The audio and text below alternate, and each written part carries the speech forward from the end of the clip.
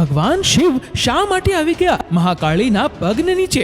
અને માતાજી મહાકાળીના શરીરનો રંગ કાળો કેમ છે? એટલું જ નહીં, માતાજી મહાકાળીના જીભનો રંગ એકદમ લાલ કેમ છે? અને આપણે ગમે ત્યારે ગમે તે જગ્યાએ મહાકાળીનું સ્વરૂપ જોઈએ તો તેમની જીભ હંમેશા બહાર જ હોય છે. તો આની પાછળનું કારણ શું છે? મિત્રો, વિડીયો અંત સુધી જરૂરથી જોજો અને કમેન્ટમાં હર હર મહાદેવ અને જય મહાકાળીમાં લખવાનું ભૂલતા નહીં.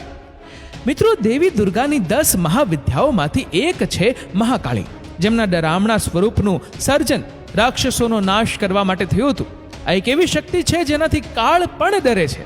તેમનો ગુસ્સો એટલું વિકરાળ રૂપ લઈ લે છે કે સમસ્ત સંસારની શક્તિ પણ તેમના પર નિયંત્રણ નથી મેળવી શકતી. આપણે જ્યારે પણ મહાકાળી માતાના સ્વરૂપની વાત કરીએ તો તેમના પગ નીચે મહાદેવજી સૂતેલા દેખાય છે. પણ શું તમને ખબર છે કે ભગવાન શિવ મહાકાળીના પગની નીચે શા માટે સૂઈ ગયા હતા? મિત્રો, શાસ્ત્રોમાં કહેવામાં આવ્યું છે કે દૈત્યોનો નાશ કરવા માટે માતાજીએ મહાકાળીનું રૂપ ધારણ કર્યું હતું.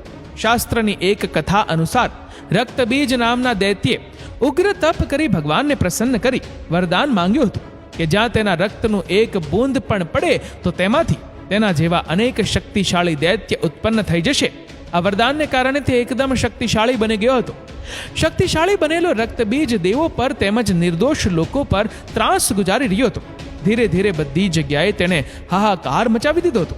દૈત્યો અને દેવતાઓના ભયંકર યુદ્ધમાં દેવતાઓ પણ હાર માની ગયા હતા, કેમ કે તેના રક્તનું એક પણ ટીપું પડે તો નવો શક્તિશાળી દૈત્ય ઉત્પન્ન થઈ જતો હતો અને દૈત્યોની ફૌજ મોટી થઈ ગઈ હતી.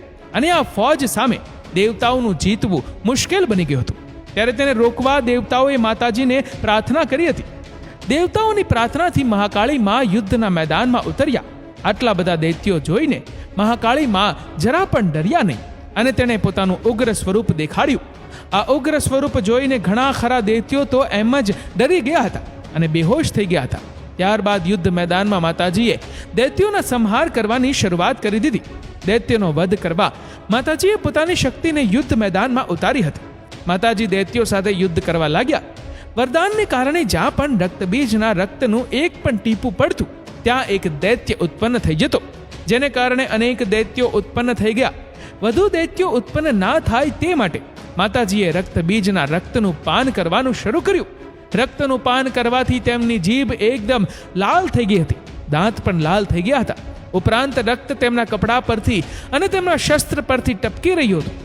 મહાકાળીનું ભયંકર મુખમંડલ, હાથમાં તલવાર તથા ઝાડનો ફંદો, વિચિત્ર ખોપરીઓ, મુંડમાળના હારથી સુસજ્જ સ્વરૂપ, વ્યાઘ્ર ચમ્રથી ઢંકાયેલું ખૂબ જ ભયભીત કરનારું સ્વરૂપ, ક્ષીણ માંસ, ખુલ્લું મુખ, ઊંડી લાલ આંખો, આકાશને ભરી દેનારી ગર્જનાઓ, ધડાધડ આક્રમણ અને દુશ્મનોનો સંહાર કરી નાખ્યો. અને અંતે માતાજીએ રક્તબીજનો વધ કરી દીધો.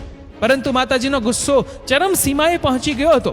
તેમની ઊર્જા એટલી બધી વધી ગઈ હતી કે કોઈ પણ દેવતામાં તેમને શાંત કરવાની ક્ષમતા ન હતી.